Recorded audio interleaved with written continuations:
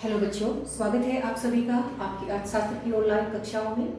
प्यारे बच्चों, अपनी आज की इस वीडियो में हम पढ़ेंगे ब्याज के बारे में। ब्याज जो कि हमारा बीए प्रथम वर्ष के सिलेबस के अंतर्गत आता है। आप सभी बच्चों की, विद्यार्थियों की, स्टूडेंट्स की डिमांड के ऊपर ही मैं आज ये वीडियो बना रही हूँ। ब्याज, तो प्यारे बच्चों, ब्याज क्या होता है? सबसे पहले हमें ये पता होना चाहिए कि ब्याज क्या होता है। अगर हम ब्याज के बारे में बात करें तो आम बोलचाल के अंदर हम ब्याज का क्या लेते हैं अर्थ, कि ब्याज पूंजी की जो सेवा होती है उन पूंजी की सेवाओं के लिए किया गया भुगतान होता है। पूंजी की सेवाओं के लिए जो पूंजी का प्रयोग हम करते हैं, हमारे उत्पादन के 4 साधन होते हैं, उनमें से जो हमारा साधन पूंजी होता है उसकी कीमत, पूंजी की सेवाओं के लिए जो भुगतान किया जाता है उसे हम ब्याज मानते हैं। लेकिन प्यारे बच्चों, आप सभी को पता होना चाहिए कि अर्थशास्त्र के अंदर पूंजी का अर्थ क्या होता है। अर्थशास्त्र के अंदर पूंजी का अर्थ कच्चा माल भी होता है। पूंजी का अर्थ इमारतें, हमारे कारखाने, जो हमारे पास कोई भी अगर वस्तु है, ऐसे जैसे हमारी गाड़ी हो गई, कार हो गई, इस सब चीज़ों को हम क्या मानते हैं? पूंजी मानते हैं। तो इन सभी जो पूंजी के अंतर्गत जो सभी वस्तुएं आई, कच्चा माल आया, इमारतें आई, कारखाने आए, फर्म्स आई, इन सब की सेवाओं के बदले में किया गया भुगतान तो ब्याज नहीं होता। तो फिर ब्याज क्या होता है? ब्याज क्या होता है? ब्याज पूंजी की सेवाओं के लिए किया गया भुगतान ही होता है। लेकिन जो मौद्रिक पूंजी होती है, हमारी मुद्रा जो होती है या जो मौद्रिक पूंजी जो होती है, उसकी सेवाओं के लिए किया गया भुगतान ही ब्याज होता है। जैसे धन हो गया, पैसा, रुपया, पैसा, जो मौद्रिक पूंजी हमारी है। तो हम क्या परिभाषा लिखेंगे ब्याज की, कि पूंजी की मौद्रिक सेवा या मुद्रा की सेवाओं के बदले में जो भुगतान किया जाता है उसे क्या कहते हैं? हम ब्याज कहते हैं। अगर हम इसकी परिभाषा की बात करें तो 2 अर्थशास्त्री हमारे हुए हैं, मैकोनल और एनातोल। इन्होंने बहुत ही आसान शब्दों में ब्याज की परिभाषा दी है कि ब्याज क्या होता है? मुद्रा के उपयोग या ऋण योग्य कोषों के उपयोग। मुद्रा की कीमत या मुद्रा का प्रयोग करने की जो कीमत है, हम उसे ब्याज कह सकते हैं। या मुद्रा को हम ऋण योग्य कोष भी कहते हैं, क्योंकि हम इसे दूसरे को देते हैं, ऋण के रूप में देते हैं, और ये हमारा कोष होता है। तो ऋण योग्य कोषों के लिए जो किया गया भुगतान होता है या मुद्रा के प्रयोग के बदले में जो हमें कीमत दी जाती है, वो क्या होती है? हमारी ब्याज होती है। तो प्यारे बच्चों, परिभाषा आपकी समझ में आ गई होगी कि ब्याज क्या होता है? केवल मुद्रा की सेवाओं के बदले में किया गया भुगतान। इसके बाद आता है कि ब्याज के बारे में हमारी 2 धारणाएं हैं। एक को कहते हैं हम कुल ब्याज और एक को कहते हैं हम शुद्ध ब्याज। तो कुल ब्याज और शुद्ध ब्याज क्या होता है? आप सभी बच्चों को पता होना चाहिए कि जब हम जो ऋणदाता होता है वो ऋणी को पैसे देता है, उसके बदले में जब वो उसे वापस करता है तो उसे कुछ ब्याज के समेत वो वापस करता है। तो उसके अंदर जब वो ब्याज पर देता है तो ऋणी, जो ऋणदाता होता है, उसे कई तरह की परेशानियां उठानी पड़ती है। वो अपने उपभोग का स्थगन भी करता है, स्वयं अपने काम के लिए उस पैसे को यूज नहीं करता, किसी और को देता है वो उसको यूज करने के लिए। दूसरा, उसे इस चीज का जोखिम भी होता है कि क्या पता उसका पैसा वापस आएगा या नहीं आएगा। और जोखिम के अलावा और उसको असुविधाओं का भी सामना करना पड़ता है। उस पैसे से वो अपने बहुत सारे काम कर सकता था, अब उसे वो काम नहीं हुए। तो हम क्या कह सकते हैं कि जो कुल ब्याज जो होता है, उस कुल ब्याज के अंदर केवल मुद्रा की सेवाओं के लिए किया गया भुगतान ही नहीं होता, उसके अंदर जोखिमें होती हैं। जोखिमें कई प्रकार की हो सकती हैं कि भाई वो पैसे के लेकर भाग सकता है और वो उसके पैसे वापस आएंगे या नहीं आएंगे, बहुत तरह की जोखिमें होती हैं। इसके अलावा उसने खुद ने भी बहुत सारी असुविधाओं का सामना किया है। भाई उसने अपना पैसा किसी और को दिया है, वो खुद कमी में रहा है, दूसरे को उसने वो पैसा दिया है। तो ये सारी तरह की चीजें उसने जो ऋणदाता है उसने उठाई। तो कुल ब्याज के अंदर ये सभी चीजें होती हैं। कुल ब्याज के अंदर केवल मुद्रा की सेवाओं के बदले किया गया भुगतान ही नहीं होता, बल्कि जोखिमों के लिए, असुविधाओं के लिए किया गया भुगतान भी होता है। जबकि जो शुद्ध ब्याज होता है उसमें केवल और केवल मुद्रा की सेवाओं के लिए किया गया भुगतान होता है। हम इसे उदाहरण से समझते हैं। जैसे हम बैंक से पैसे लेते हैं तो बैंक से ब्याज की दरें जो होती हैं वो हमारी कम होती हैं। क्यों होती है वो कम? क्योंकि बैंक अपना पहले से ही कवर कर लेता है कि भाई वो कुछ भी जमानत के तौर पर उससे रखवाएगा या जो भी रखेगा, कि बैंक को सिक्योरिटी होती है कि उसके पैसे आ जाएंगे। लेकिन अगर हम किसी से भी ऐसे पैसे ले, किसी अनजान व्यक्ति से, तो वो हमें पैसे कैसे देगा? वो नहीं देगा पैसे। तो जब हम इस तरह से पैसे लेते हैं तो क्योंकि वहाँ पर जोखिम बहुत ज़्यादा होती है। अगर कोई ऐसे देगा, जैसे बहुत सारे लोग फाइनेंस का काम करते हैं, पैसे उधार देते हैं, तो उनकी जो ब्याज की दरें होती हैं वो बहुत अधिक होती हैं। क्यों होती हैं उनकी वो दरें बहुत अधिक? क्योंकि उनको अगर उनका पैसा वापस ना आए तो उस पैसे को निकलवाने के लिए भी अपने पास कुछ प्रबंध करना पड़ता है, कुछ बंदे आदमी रखने पड़ते हैं कि भाई जो वो उसके पैसे को निकलवा सकते हैं, अगर कोई भाग जाए तो उसको भी पकड़ने की वो ताकत रखते हैं। तो जब इस तरह का पैसा हम लेते हैं तो उस पैसे की ब्याज की दरें अधिक होती हैं, क्योंकि उसके अंदर जोखिमें, असुविधा, उन सभी का भी उसके अंदर शामिल होता है। तो जो कुल ब्याज होता है उसके अंदर जोखिमों के लिए किया गया भुगतान, असुविधाओं के लिए किया गया भुगतान और साथ में मुद्रा की सेवाओं के लिए किया गया भुगतान भी होता है। इसीलिए जो कुल ब्याज है हमारा वो एक व्यापक धारणा है, एक बड़ी धारणा है। हम कह सकते हैं कि ये शुद्ध ब्याज के कंपैरिजन में एक विस्तृत धारणा है, जबकि शुद्ध ब्याज के अंदर केवल मौद्रिक सेवाओं के लिए किया गया भुगतान ही होता है। तो शुद्ध ब्याज को हम क्या कह सकते हैं कि ये एक संकुचित धारणा है, क्योंकि इसके अंदर क्या होती है, सिर्फ मुद्रा की सेवाओं की कीमत होती है। दूसरा हम कह सकते हैं कि जो कुल ब्याज की दरें होती हैं वो दरें यहाँ पर क्या होती हैं, दरें अधिक होती हैं, क्योंकि इसके अंदर जोखिम भी है, असुविधा भी है। तो कुल ब्याज की दरें क्या होंगी, अधिक होंगी, जबकि शुद्ध ब्याज की दरें कम होंगी। तो ये हम इनके अंदर अंतर कर सकते हैं, एक हमारी व्यापक धारणा है, एक हमारी संकुचित धारणा है। एक के अंदर दरें काफी अधिक होती हैं और एक के अंदर दरें जो होती हैं वो कैसी होती हैं, बहुत ही कम होती हैं। एक और अंतर हम ले सकते हैं इसके अंदर, वो अंतर है हमारा निर्धारण का, कि जो शुद्ध ब्याज की दरों का जब निर्धारण होता है तो वो मुद्रा की मांग और पूर्ति के द्वारा होता है, केवल मांग और पूर्ति के द्वारा होता है। लेकिन जो कुल ब्याज होती है जब इसका हम निर्धारण करते हैं तो इसके अंदर हम जोखिमों को, असुविधाओं को, उन चीजों को भी शामिल करते हैं। तो यहाँ हमने पढ़ा कि कुल ब्याज और शुद्ध ब्याज क्या होता है। ये दो कंसेप्ट हमारे, कुल ब्याज एक विस्तृत व्यापक धारणा है, शुद्ध ब्याज एक संकुचित धारणा है। इसके बाद बच्चों आता है कि जो ब्याज की दर होती है वो ब्याज की दर का निर्धारण कैसे किया जाता है। तो ब्याज की दर के निर्धारण से संबंधित हमारे पास कुछ सिद्धांत हैं। पहले सिद्धांत को कहते हैं हम परंपरावादी सिद्धांत। जो ब्याज की दर के निर्धारण के सिद्धांत है बच्चों, वो हमारे पास 3 सिद्धांत हैं। पहले को हम परंपरावादी सिद्धांत कहते हैं, क्लासिकल्स जिसको बोलते हैं। दूसरा सिद्धांत है हमारा नव परंपरावादी, नियो क्लासिकल। और एक तीसरा सिद्धांत भी है जो कि केंज ने दिया है, तरलता अधिमान सिद्धांत। हम इस चैप्टर के इन तीनों सिद्धांतों को पढ़ेंगे, लेकिन आज की इस वीडियो में हम केवल परंपरावादी सिद्धांत के बारे में जानेंगे। परंपरावादी सिद्धांत, तो क्लासिकल्स का सिद्धांत हम इसको कहते हैं। जो हमारे परंपरावादी अर्थशास्त्री हुए हैं, क्लासिकल्स अर्थशास्त्री, जिनके नाम है J.S. मिल, वालरस, मार्शल और पीगू, इन अर्थशास्त्रियों ने इस सिद्धांत के बारे में बताया। तो आप लोगों को क्या याद रखना है कि जो परंपरावादी सिद्धांत होता है वो हमारे परंपरावादी अर्थशास्त्री, इनके नाम हम लिखेंगे J.S. मिल, मार्शल, पीगू और वालरस, इनके द्वारा दिया गया है। अब ये परंपरावादी क्या कहते हैं? ये जो परंपरावादी हमारे अर्थशास्त्री हैं, इनका क्या मानना है कि जो ब्याज की दर का जो निर्धारण होता है वो ब्याज की दर का निर्धारण मितव्ययता, त्याग और उत्पादकता, क्योंकि जब एक बंदा किसी दूसरे को ब्याज पर पूंजी देगा तो उसे अपने स्वयं के खर्चे कम करने पड़ेंगे, उसे त्याग करना पड़ेगा, और उस ब्याज का अगला बंदा जो इसका यूज करेगा तो उससे उसकी जो हमारा ऋणदाता है उसकी उत्पादकता में कमी आएगी और अगले की उत्पादकता में वृद्धि होगी। तो इन सभी कारणों के कारण ये जो हमारे उत्पादकता है, त्याग है, मितव्ययता है, ये सारी वास्तविक चीजें हैं, इन वास्तविक तत्वों के ऊपर आधारित है। ये किसका मानना है? परंपरावादियों का मानना है। तो हमें ये मानकर चलना है कि कुछ अर्थशास्त्री जिनकी विचारधारा परंपरावादी थी, क्लासिकल्स जो थे, उनका क्या मानना था कि ब्याज के उत्पन्न होने का कारण क्या है? मितव्ययता, त्याग और उत्पादकता, इन वास्तविक तत्वों के कारण ब्याज उत्पन्न होता है। दूसरा हमें ये सबको पता होना चाहिए कि जो परंपरावादी अर्थशास्त्री हैं वो ये मानकर चलते हैं, वो ये मान्यता लेकर चले हुए हैं कि अर्थव्यवस्था के अंदर पूर्ण रोजगार की स्थिति है। तो प्यारे बच्चों, जब भी हम क्लासिकल्स की बात करते हैं तो हमें ये मानना है कि अर्थव्यवस्था के अंदर क्या है? पूर्ण रोजगार की स्थिति, जिसके अंदर हमारे सभी साधनों को रोजगार मिला हुआ है और सभी साधनों का कुशल प्रयोग हो रहा है। तो परंपरावादी अर्थशास्त्रियों के अनुसार जो ब्याज है वो मितव्ययता, त्याग और उत्पादकता जैसे वास्तविक तत्वों के कारण उत्पन्न होता है।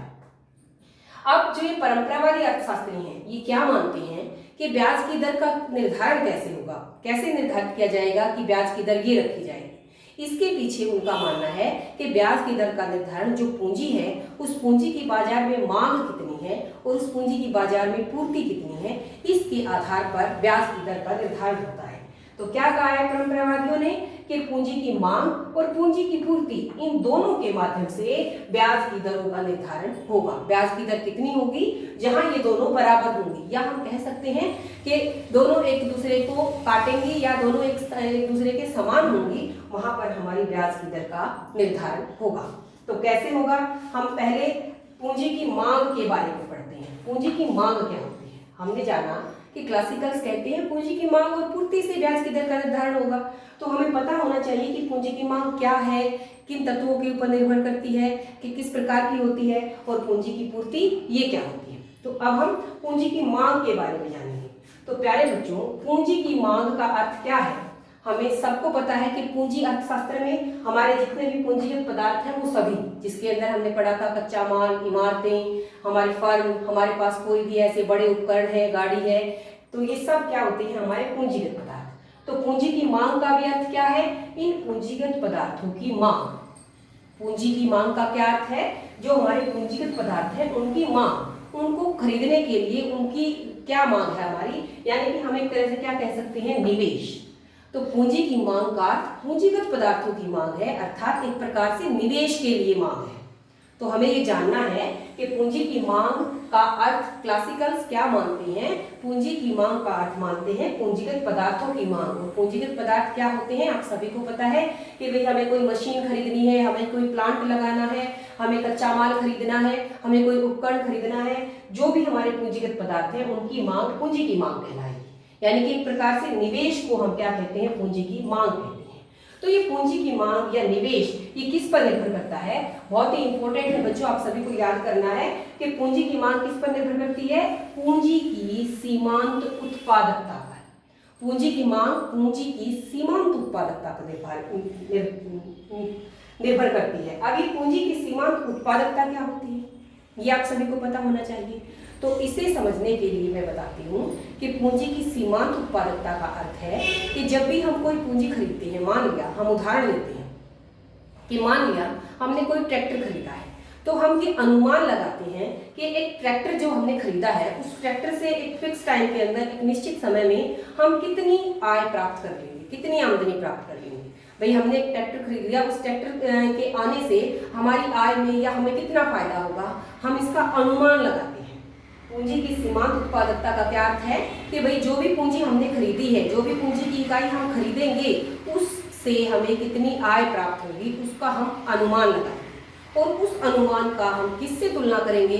उसकी तुलना करेंगे हम ब्याज की दरों से, कि भाई जो हमें कीमत के बदले में ब्याज देना पड़ेगा, कि भाई वो ब्याज ज्यादा है हमारा, या जो जितने की हमने वो मशीन खरीदी है वो मशीन से होने वाला फायदा हमारा ज्यादा है। मान लिया हमने ट्रैक्टर खरीदा, ट्रैक्टर हमारा 1 लाख रुपए का आया, तो 1 लाख रुपए का ट्रैक्टर हमारा आया, इससे हम अनुमान लगाएंगे कि भाई हमने इससे कितनी हम आय प्राप्त कर लेंगे। तो ट्रैक्टर से हम जितनी भी आय प्राप्त करेंगे, अगर वो आय हमारी जितना हमने ब्याज दिया, जो हम ट्रैक्टर खरीदने के लिए पैसे जो 1 लाख में कह रही हूँ, मान लिया हम वो ब्याज पर उठाते हैं, तो ब्याज पर हम उठाएंगे तो हम ब्याज कितना दे रहे हैं और उस ट्रैक्टर से हम कमाई कितना करेंगे।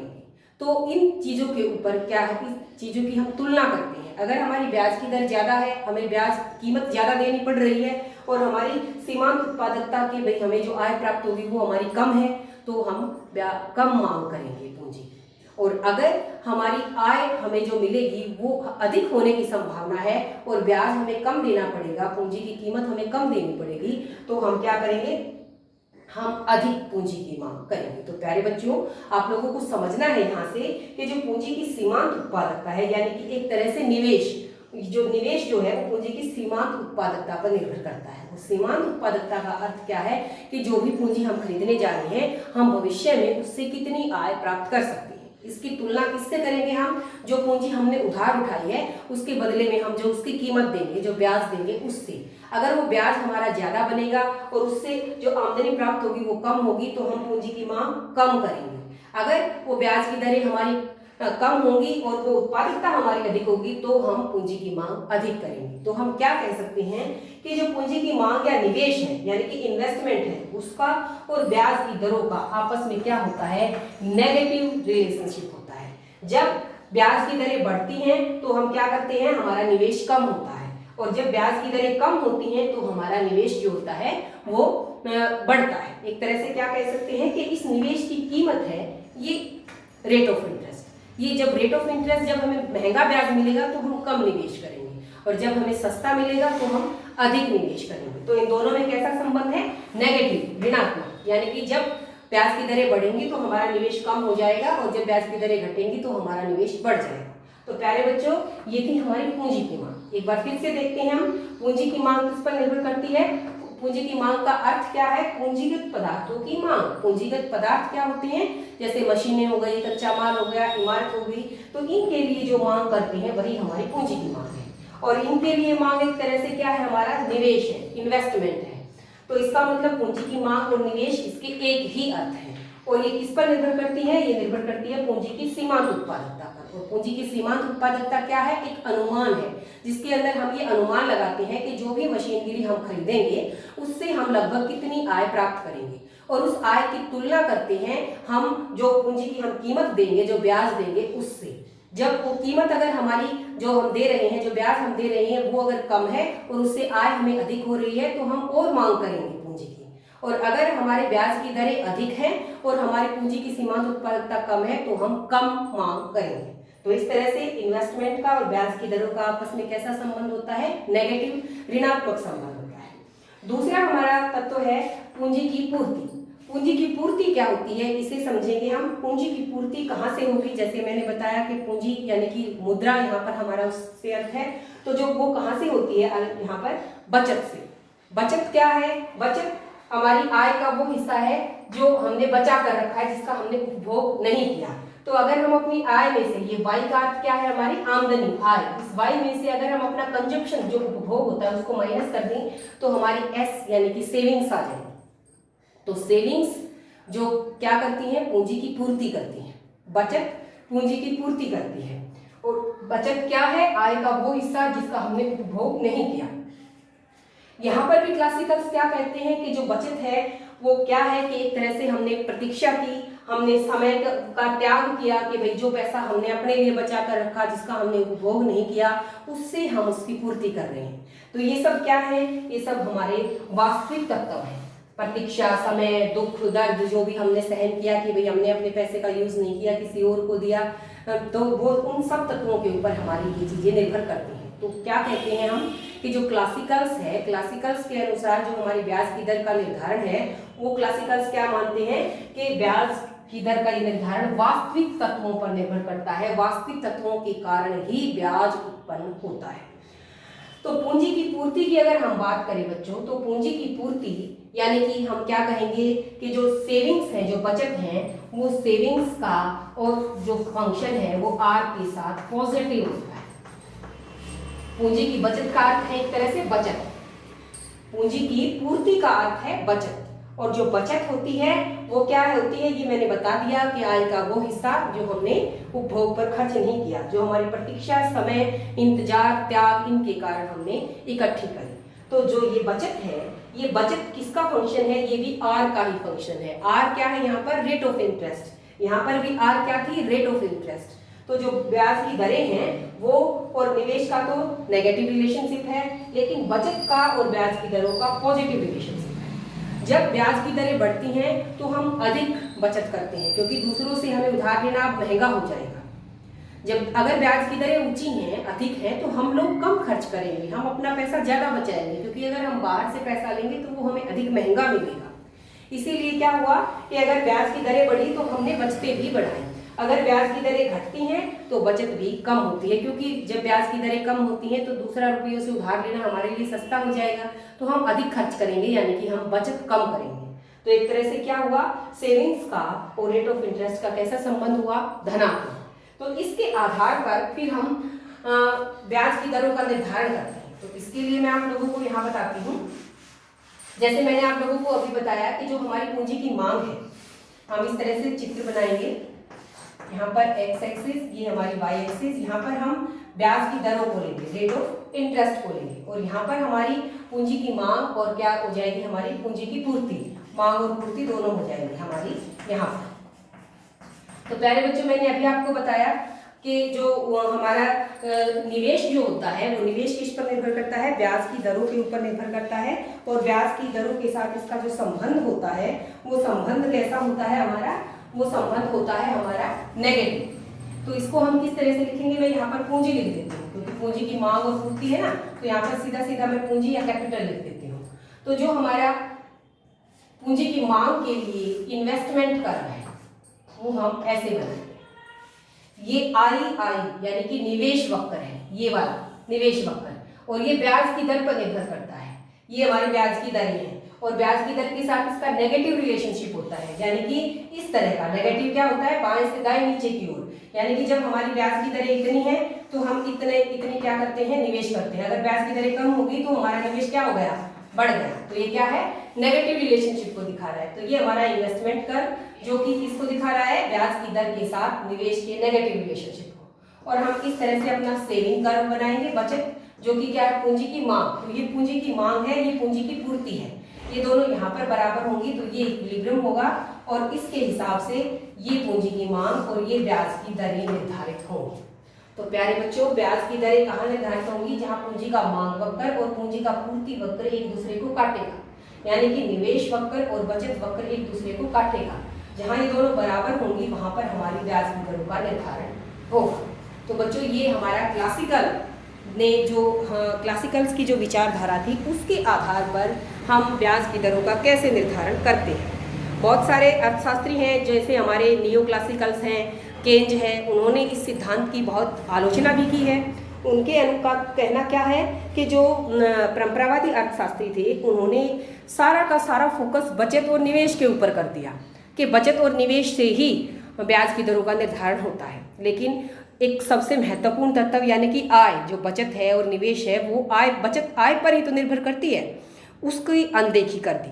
तो ये कहकर उन्होंने क्या की है, इसकी आलोचना की है। इसके अलावा कुछ अर्थशास्त्रियों ने ये भी कहा है कि इसके अंदर केवल वास्तविक तत्व के भाई जो हमने दुख, त्याग, प्रतीक्षा, समय, इन चीज़ों का किया, बस वास्तविक तत्वों का जिक्र तो कर दिया, लेकिन जो मौद्रिक तत्व होते हैं, मुद्रा के जो मौद्रिक तत्व हैं, उन चीज़ों की यहाँ पर अवहेलना की। ये बात केंज ने कही है कि जो ब्याज है वो तो केवल और केवल एक मौद्रिक तत्व है, तो उन मौद्रिक तत्वों की इन्होंने कोई जिक्र ही नहीं किया। तो ये कहकर लॉर्ड केंज ने भी इसकी आलोचना की है। तो ऐसे बहुत सारे हमारी इसके अंदर आलोचनाएं की गई हैं, जिसके कारण फिर हमारा दूसरा सिद्धांत आया जो कि नियो क्लासिकल्स का सिद्धांत था। उसे हम अपनी अगली कक्षा में पढ़ेंगे।